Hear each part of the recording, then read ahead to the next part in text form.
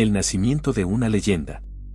El viento soplaba con fuerza entre los escarpados acantilados del monte Pelión, llevando consigo el aroma del tomillo y el eco de voces olvidadas.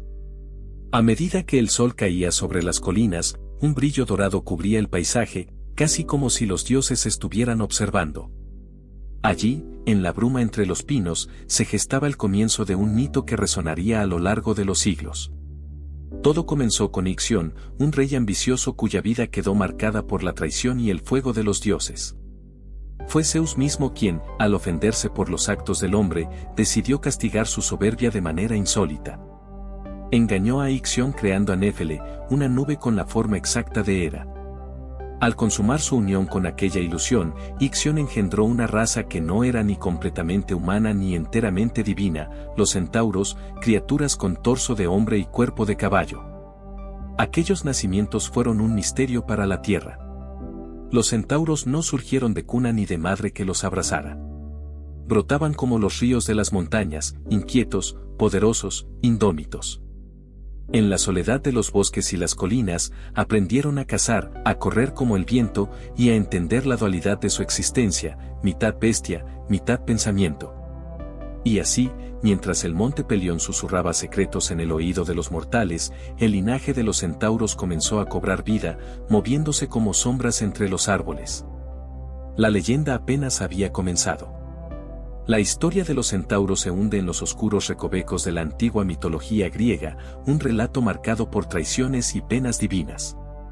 Ixión, rey de los enérgicos y rebeldes lapitas, había sido favorecido por Zeus, pero su arrogancia lo llevó a desafiar al mismo dios que lo había honrado. El rey de los dioses, furioso ante el desplante, tejió una trampa mortal. En el corazón del Olimpo, Zeus manipuló las nubes, tomando la forma de Hera, su esposa. Esa imagen perfecta de diosa, sabia y tentadora, se materializó frente a Ixión, quien, sin saber que estaba ante una ilusión, cayó en el engaño. El contacto entre los dos fue consumado, pero cuando Ixión intentó abrazar a su amante celestial, ella desapareció, dejando al hombre solo y desengañado. El castigo de Zeus fue tan cruento como ingenioso. El dios lo ató a una rueda ardiente que giraba eternamente en el cielo, mientras su cuerpo se chamuscaba por las llamas. De ese pecado, y como una última burla de los dioses, Ixión engendró a los centauros en su unión con la nube Néfele, naciendo criaturas que no tenían cabida en los mortales ni en los inmortales. Eran mitad hombres, mitad caballos, y su aparición fue tan inesperada como aterradora. Las primeras generaciones de centauros crecieron en el seno de la naturaleza salvaje, sin guía ni leyes que los restringieran. Su independencia fue tanto su bendición como su maldición. Ellos no eran como los humanos, a quienes les daban forma los dioses del Olimpo. Tampoco podían ser considerados completamente como bestias. Su naturaleza dual los llevaba a vagar entre la luz y la oscuridad, creando un misterio en torno a su existencia. El monte Pelión, una montaña majestuosa y agreste, fue su hogar. Aquí, las raíces de los árboles parecían sostener las estrellas, y los ríos de agua cristalina reflejaban la furia de las tormentas. En estos parajes, los centauros forjaron su carácter, nacidos de la furia, criados por el viento y el coraje, su destino parecía entrelazado con el mismo pulso de la tierra. El bosque de Centaurea era su refugio, un lugar en el que el tiempo se diluía entre la bruma de las montañas y las sombras de los pinos. Aquí, los centauros vivían en total libertad, pero también en constante lucha con su naturaleza salvaje. El suelo era rugoso y empinado, marcado por los rastros de batallas que habían tenido lugar a lo largo de generaciones. Era un lugar que invitaba tanto a la calma como a la violencia, un paraíso indomable donde los límites entre lo natural y lo divino se desdibujaban. Entre los riachuelos y las llanuras cubiertas de hierba, los centauros encontraban caza y agua.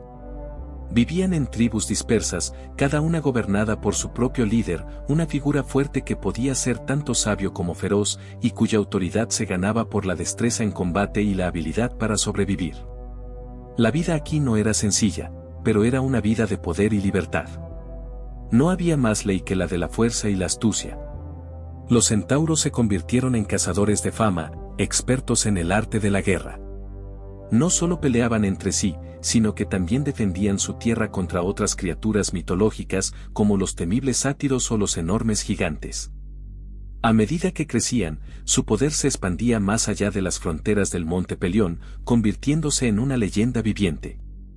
Sin embargo, a pesar de su poder, un sentimiento de soledad los envolvía, pues nunca pudieron encajar por completo en los mundos de los dioses ni en el de los hombres. En los momentos de paz, los centauros se reunían alrededor de grandes hogueras, donde contaban historias de sus orígenes y de las luchas pasadas. De entre ellos surgieron los más sabios, y fue en estos momentos cuando los relatos de Quirón comenzaron a tomar forma. En las tierras salvajes del Monte Pelión, donde la naturaleza parecía dominar sin rival, nació una figura que se destacaría entre todos los centauros, Quirón. Mientras que la mayoría de sus hermanos centauros eran impulsivos, salvajes y desbordaban furia, Quirón era diferente. Su nacimiento, según las leyendas, fue un regalo de los dioses, pero también un cruel recordatorio de que el destino no siempre es benigno. Su madre, Filira, era una ninfa del mar que había sido violada por Cronos, quien tomó la forma de un caballo para engañarla. En su desesperación, Filira, al ver la monstruosidad del ser que llevaba en su vientre, huyó hacia las montañas.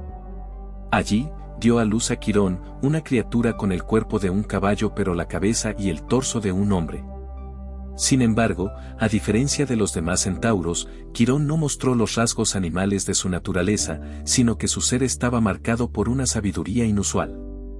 Mientras que los otros centauros creían que la fuerza bruta era su mayor atributo, Quirón abrazaba el arte de la enseñanza y la curación. A lo largo de su vida, se convirtió en el maestro de muchos héroes griegos: Asclepio, el dios de la medicina; Aquiles, el guerrero invulnerable; Hércules, el semidios de fuerza incomparable; y Perseo, el cazador del monstruo Medusa. La sabiduría de Quirón era más allá de los conocimientos mundanos, y poseía un profundo entendimiento de la naturaleza, las estrellas y las artes curativas. Lo que hizo a Quirón único no fue solo su intelecto, sino la empatía con la que guiaba a sus discípulos. A diferencia de la mayoría de los centauros, Quirón no estaba sujeto a la furia o a los impulsos animales. Su mente era tan clara como el agua de las fuentes que brotaban en el Pelión.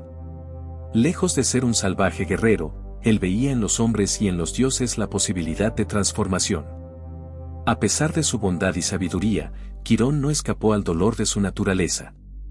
Estaba condenado a vivir como un inmortal, pero al mismo tiempo, sufriría una agonía que nunca podría ser sanada. La herida que recibiría de Hércules, un accidente en la que el gran héroe lo alcanzó con una flecha envenenada, marcaría el comienzo de su sufrimiento eterno. Aunque nadie podía curar su dolor, Quirón nunca dejó de enseñar, dejando un legado inmortal que influiría en las generaciones venideras. Mientras que Quirón impartía su sabiduría a los hombres y a los héroes, los demás centauros, salvajes y ardientes en su naturaleza, se veían envueltos en la violencia. En un momento, la paz en el Monte Pelión se vio amenazada por una feroz rivalidad con los Lápitas, una tribu de hombres guerreros conocidos por su valentía y destreza en la batalla. Todo comenzó con un banquete. Pirito, el rey de los Lápitas, había invitado a los centauros a su boda con Hipodamia, con la esperanza de hacer las paces entre las dos razas. La intención era que la celebración estrechara los lazos entre los humanos y los centauros, quienes, aunque coexistían cerca, siempre habían mantenido una relación tensa, llena de enfrentamientos y disputas. Lo que parecía una oportunidad para la reconciliación, rápidamente se transformó en un desastre.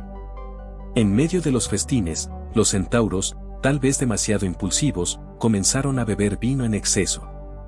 La embriaguez hizo que se descontrolaran, y lo que comenzó como una fiesta alegre se convirtió en una carnicería. Los centauros, cegados por la furia de su naturaleza salvaje, atacaron a los Lápitas. La batalla que estalló fue brutal, llena de furia y caos. Los gritos de guerra resonaron por todo el Monte Pelión, mientras las flechas y las lanzas volaban en todas direcciones. Fue una lucha épica, una confrontación entre la furia animal de los centauros y la astucia humana de los Lápitas. Sin embargo, la batalla no fue una victoria clara para ninguno de los dos bandos. Aunque los centauros eran más fuertes y su poder físico era innegable, los lápitas demostraron ser más disciplinados y organizados, utilizando su destreza militar para repeler la furia de las bestias. El combate, que se libró durante días, dejó heridas profundas entre los dos pueblos, pero también sembró una semilla de respeto mutuo. Aunque la batalla terminó con un tratado de paz, las tensiones entre las dos razas nunca desaparecieron completamente. Los centauros, a pesar de su derrota, seguían siendo criaturas salvajes e indomables, mientras que los lápitas se mantenían como una amenaza estratégica para el Monte Pelión. Tras la fallida reconciliación entre los centauros y los lápitas, la enemistad entre ambas razas se mantuvo latente, pero no fue hasta un fatídico evento que la situación se desbordó por completo. Un año después de la boda, Pirito, el rey de los lápitas, decidió organizar una nueva celebración para conmemorar la unión con su esposa Hipodamia. En esta ocasión, invitó de nuevo a los centauros, con la esperanza de restablecer los lazos de paz, pero sin contar con la naturaleza volátil de las criaturas que había reunido. La celebración se llevó a cabo en el Palacio de los Lápitas, situado en un terreno fértil donde los campos se extendían hasta el horizonte. El banquete fue magnífico, carnes asadas, frutas maduras y vino de las mejores cosechas de la región. La bebida, producida en abundancia por las manos hábiles de los esclavos, fue el caldo perfecto para una tragedia inminente. Los centauros, como era costumbre, no dudaron en beber sin moderación. La embriaguez comenzó a apoderarse de ellos, inflamando sus corazones con una mezcla de desenfreno y desafío. Al principio, la fiesta transcurría sin mayores incidentes.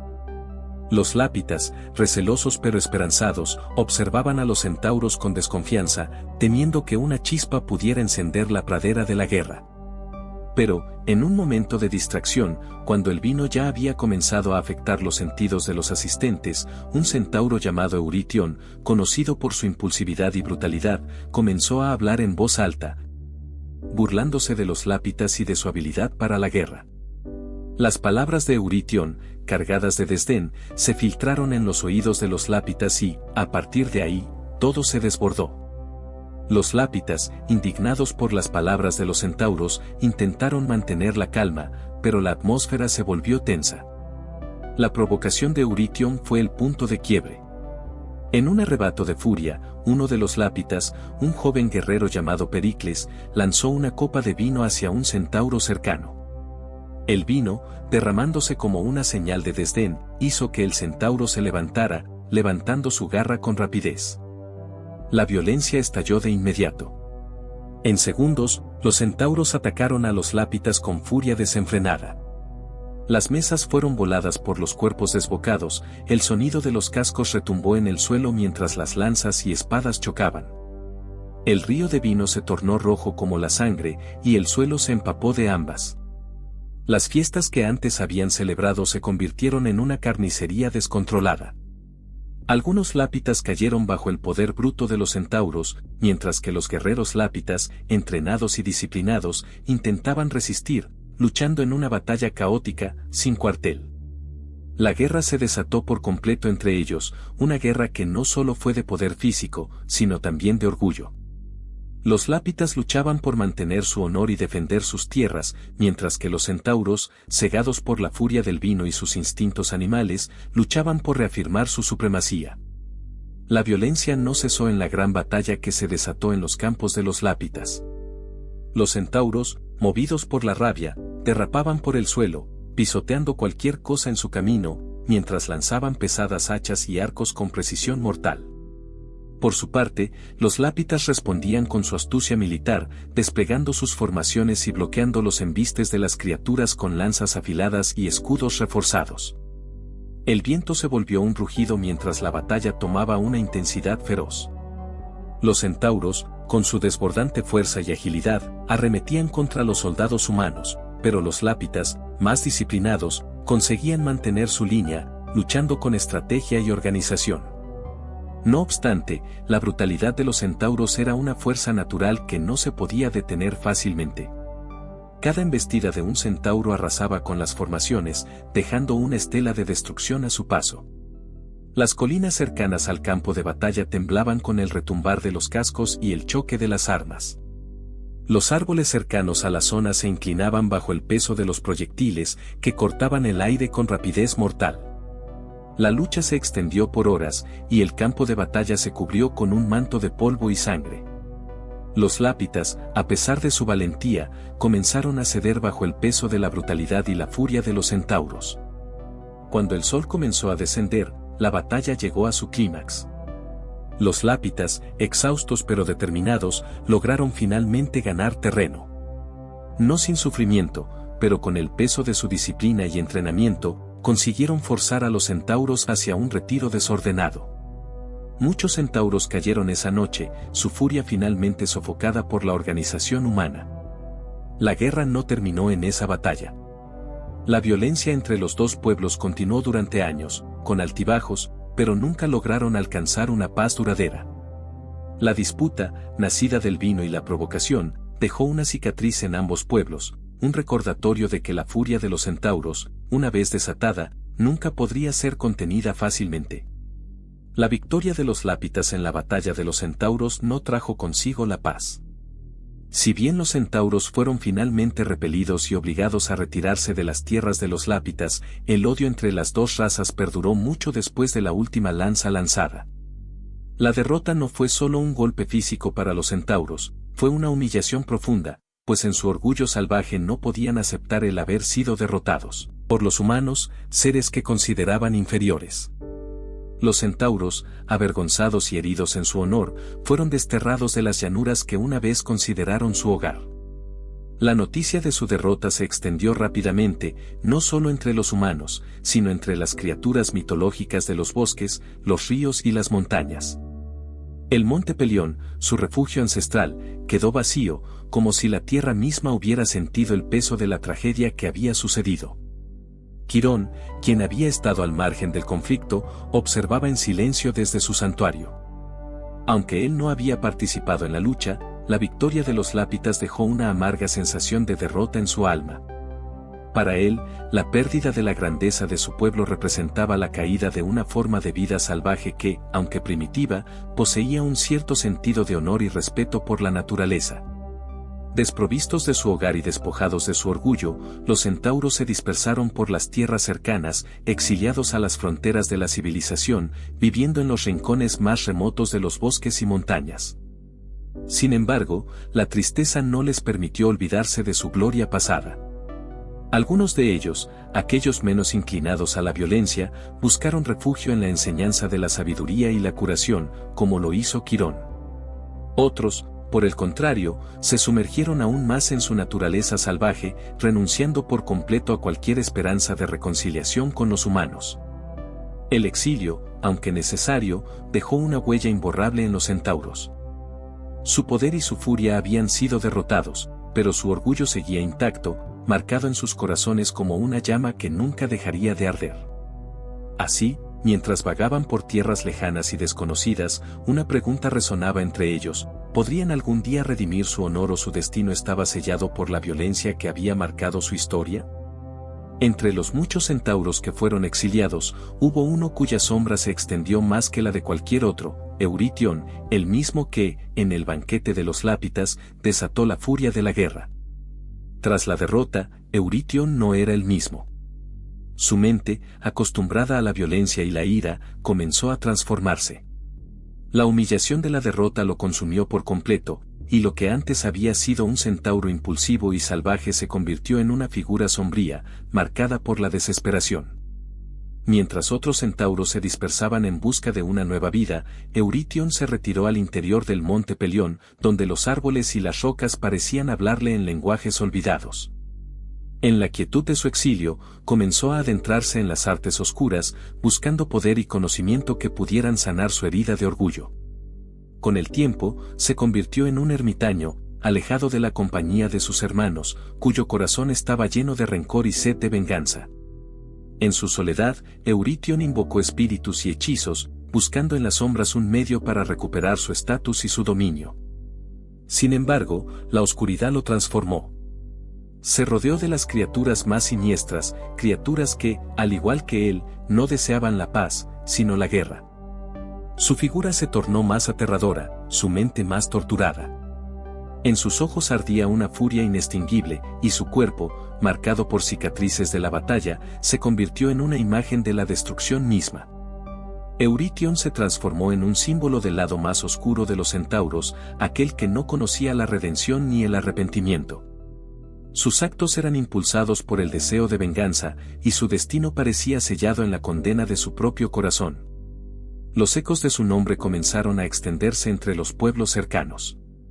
Quienes escuchaban de él temían encontrarse con su sombra, pues las historias hablaban de un centauro que no solo había perdido su honor, sino que había hecho un pacto con fuerzas oscuras para recuperar lo que había perdido. A cualquier costo. Mientras Eurytion se sumía en la oscuridad de su alma, Quirón, el sabio inmortal, seguía su propio camino, marcado por un sufrimiento diferente. Aunque sus discípulos lo habían dejado para seguir sus propios destinos, Quirón seguía en su santuario, en el monte Pelión, buscando consuelo en las estrellas y en las lecciones de la naturaleza. Su herida, la flecha envenenada que Hércules le había lanzado durante uno de sus trabajos, no parecía sanar. Sin embargo, su alma seguía intacta, buscando alguna forma de encontrar paz. No deseaba venganza, como su hermano Eurytion, ni pretendía devolver el sufrimiento. En cambio, Quirón dedicó su vida a enseñar a los pocos que aún se acercaban a él, aquellos que, como él, buscaban respuestas más allá de la furia del mundo. En su quietud, Quirón comenzó a entender algo profundo: aunque nunca podría sanar su cuerpo, podría curar las almas de aquellos que se le acercaran. En su enseñanza, los centauros y los mortales aprendieron a encontrar algo más que poder y fuerza bruta. Aprendieron la importancia de la paz interior y de buscar una verdad más allá de la violencia. Aunque Quirón estaba marcado por su destino trágico, su alma brillaba con una luz que no podía ser oscurecida. En su redención, encontró algo más valioso que la inmortalidad, el conocimiento de que, aunque su cuerpo estuviera marcado por el sufrimiento, su espíritu siempre sería libre. Pasaron los años, y el eco de la guerra entre los centauros y los lápitas se convirtió en una leyenda, un recordatorio de una época marcada por la furia y la gloria. Sin embargo, el destino tiene una extraña forma de entrelazar los hilos del pasado con el presente. Después de décadas de exilio, los centauros comenzaron a regresar, no como una fuerza salvaje que deseaba venganza, sino como una raza más sabia y cautelosa, con una misión en mente: recuperar su lugar en el mundo. El regreso no fue tan evidente al principio. En silencio, las hordas de centauros comenzaron a desplazarse por los bosques y montañas, sin hacer ruido, como sombras que se deslizaban entre los árboles. A diferencia de los primeros días, cuando su furia los guiaba, ahora se les veía más callados, más controlados. Su objetivo era claro: restaurar el equilibrio perdido, y quizás, encontrar la redención de sus antiguos pecados. El líder de este regreso no era otro que Quirón, quien, habiendo sido testigo de las luchas y las caídas de su gente, decidió que era el momento de devolverles algo más que la fuerza bruta. Quirón se erigió como el guía, el sabio entre los suyos, y su mensaje fue uno de reconciliación. No podemos cambiar lo que hemos sido, decía, pero podemos aprender a ser mejores. En su corazón, Quirón sabía que, aunque la violencia había marcado a los centauros, había algo más dentro de ellos, una conexión profunda con la tierra, con la naturaleza y con los dioses que, si se comprendía, podría otorgarles una nueva forma de vida. Así, con una pequeña comitiva de discípulos, Quirón emprendió su propio regreso al mundo de los hombres, guiando a los centauros por el camino de la sabiduría. Este viaje no sería fácil. Había mucho que probar, mucho que sanar. Los humanos aún recordaban los antiguos ataques de los centauros y no estaban dispuestos a olvidar tan fácilmente. Sin embargo, los centauros, bajo la dirección de Quirón, comenzaron a ganar poco a poco la confianza de aquellos con los que se encontraban. Los rumores de su regreso se esparcieron rápidamente por las ciudades y los pueblos cercanos, y aunque algunos aún los temían, muchos vieron en ellos una oportunidad de redención. Quirón sabía que el regreso de los centauros no podría ser solo una cuestión de poder o dominio. Debía haber algo más, algo que los conectara con los mortales de una manera profunda y significativa. Así, comenzó a forjar alianzas con aquellos héroes y líderes que compartían su visión de un futuro más pacífico. A través de estos contactos, Quirón fue capaz de enseñar a los mortales el arte de la curación, la magia de las plantas y las hierbas, así como las lecciones de los cielos y las estrellas. En particular, Quirón se unió a Asclepio, el dios de la medicina, quien había sido uno de sus primeros discípulos. Juntos, desarrollaron una alianza poderosa que buscaba curar no solo los cuerpos, sino también las mentes y los corazones heridos por la violencia. Los centauros comenzaron a ser vistos no solo como guerreros temibles, sino como sanadores, maestros y consejeros. Los mortales comenzaron a viajar largas distancias para pedir consejo y curación, buscando la sabiduría que solo un centauro como Quirón podía ofrecerles. A lo largo de este tiempo, la relación entre centauros y humanos pasó por un cambio radical. Aunque aún existían diferencias, una base de respeto comenzó a cimentarse. En lugar de ser temidos, los centauros empezaron a ser venerados en ciertos círculos. La imagen del centauro, una figura mitad hombre, mitad caballo, comenzó a verse como un símbolo de fuerza y sabiduría, no de caos y destrucción.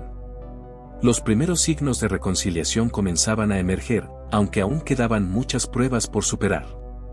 Mientras Quirón trabajaba incansablemente para restaurar la paz y sanar las heridas del pasado, Eurytion seguía apartado de la luz. En su soledad, su rencor no había disminuido, sino que se había intensificado. Su odio por los lápitas y su humillación por la derrota seguían siendo su única motivación.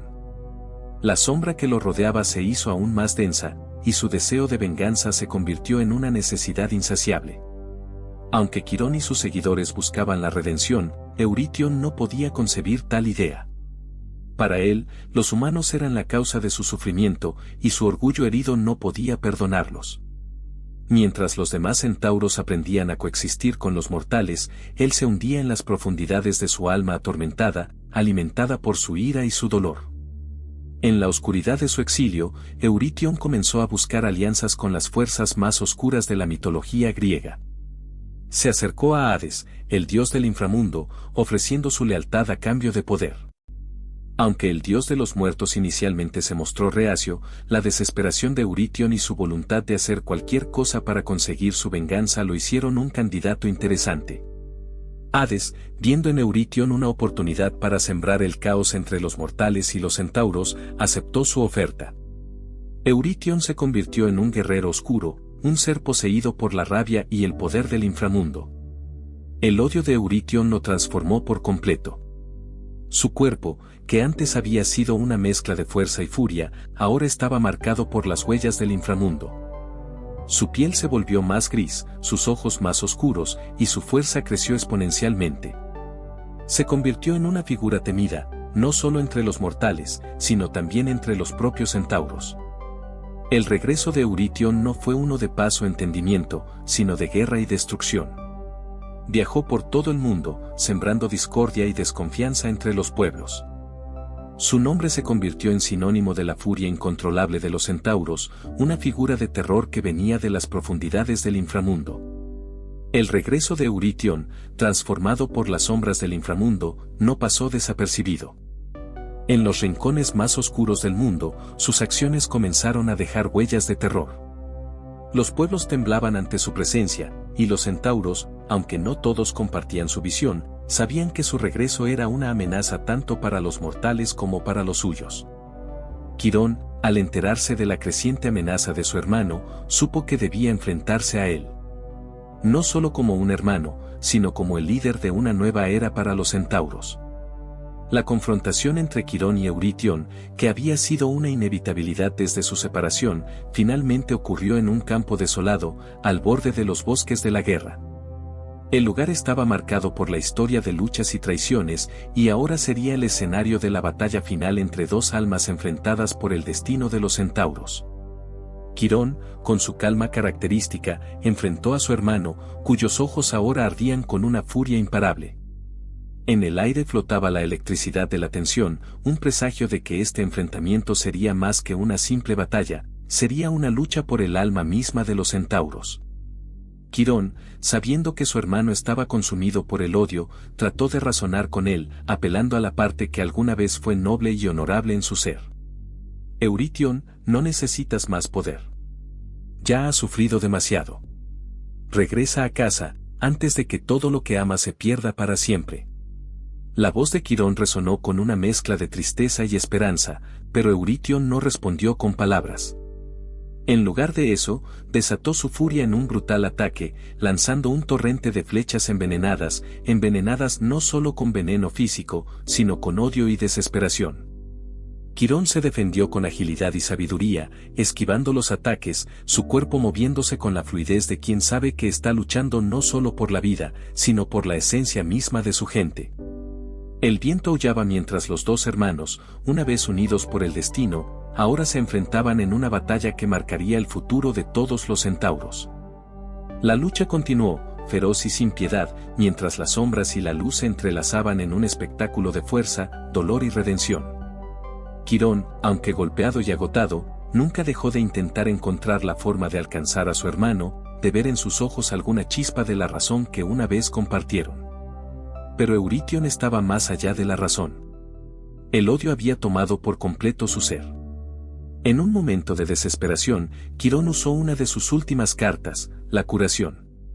Sabía que no podía destruir a su hermano, pero sí podía tratar de sanar su alma, de purificar el veneno que lo había corrompido. Con un golpe certero, Quirón lanzó un rayo de luz sanadora hacia Eurytion, una luz que no solo tocó su cuerpo, sino que también buscó penetrar en su corazón roto. Por un breve momento, los dos hermanos quedaron suspendidos en el tiempo, como si la batalla misma se detuviera. Quirón vio en los ojos de Eurytion un atisbo de su hermano perdido, una chispa de humanidad que una vez había sido la base de su relación. Sin embargo, esa chispa se desvaneció rápidamente, reemplazada por el odio profundo que se había incubado durante años. Eurytion, sintiendo el toque de la luz curativa, gritó de dolor. Pero en ese grito había algo más, una súplica silenciosa, un deseo de liberarse de su propio tormento. Quirón, desgarrado, volvió a intentar hablarle, pero fue demasiado tarde.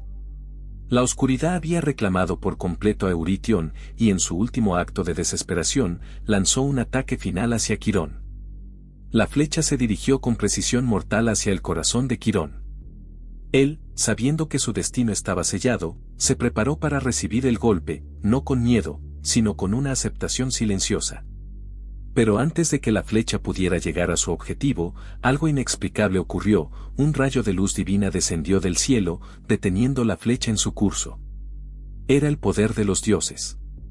Zeus, observando desde el Olimpo, había intervenido, viendo que la lucha entre los hermanos estaba arrastrando a toda una raza al abismo.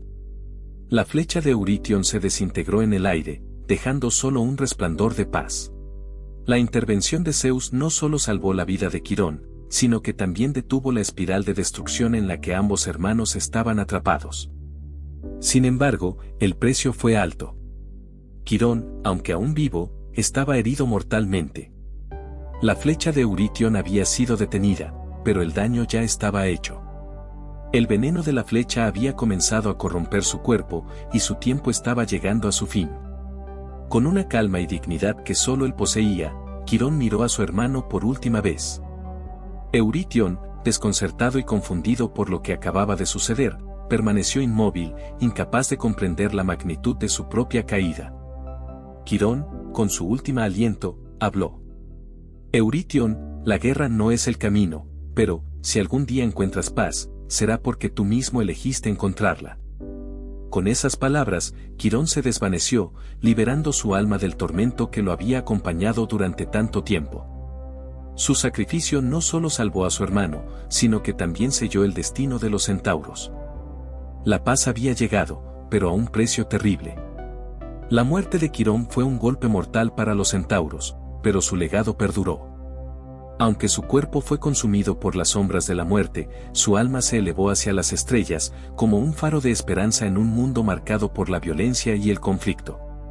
Los centauros, sumidos en la tristeza por la pérdida de su líder y sabio, entendieron que el sacrificio de Quirón no había sido en vano. Su vida había sido una lección, la verdadera fuerza no residía en la violencia, sino en el conocimiento, en la sabiduría y en la paz interior. Eurytion, al ver la muerte de su hermano, sintió por primera vez el peso de su propia condena. La furia que lo había consumido durante tantos años comenzó a desvanecerse, reemplazada por una profunda sensación de vacío.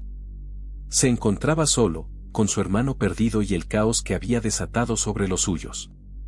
La luz que había tocado su corazón en el último instante de la batalla lo dejó con una sensación de arrepentimiento que nunca había experimentado. Se retiró entonces a las profundidades del monte Pelión, el lugar que una vez había sido el hogar de los centauros. Allí, lejos de los ojos de los mortales y de sus propios hermanos, se sumió en la soledad. Pasaron los días, luego los meses, y Euritión, al igual que los otros centauros, comenzó a entender que el ciclo de la guerra no traía nada más que sufrimiento. Su corazón, que una vez había estado lleno de furia y desesperación, comenzó lentamente a sanar. No podía deshacer lo que había hecho, pero sí podía cambiar su propio destino. El legado de Quirón vivió a través de los demás centauros que, inspirados por su sabiduría, comenzaron a buscar una nueva forma de vida. La sangre de los antiguos guerreros ya no corría tan fuerte en sus venas, su corazón latía con la urgencia de reconstruir lo que se había perdido. Mientras los mortales veían a los centauros como un símbolo de poder y de enseñanza, estos, bajo el liderazgo de los pocos que quedaban, comenzaron a trabajar en la reconstrucción de su comunidad. Los centauros se dispersaron por el mundo, no como antes, como criaturas de guerra, sino como maestros, como sanadores, como sabios. En cada rincón de la tierra, aquellos que conocieron a Quirón y aprendieron de él comenzaron a sembrar las semillas de la paz. Las antiguas tierras de guerra, como las llanuras de los lápitas, fueron ahora campos de cultivo, donde los centauros trabajaban codo a codo con los humanos para sembrar lo que los vientos de la guerra habían destruido. La vida de los centauros no era más una existencia de lucha sin fin. La batalla que alguna vez estuvo en su sangre fue reemplazada por la búsqueda de armonía.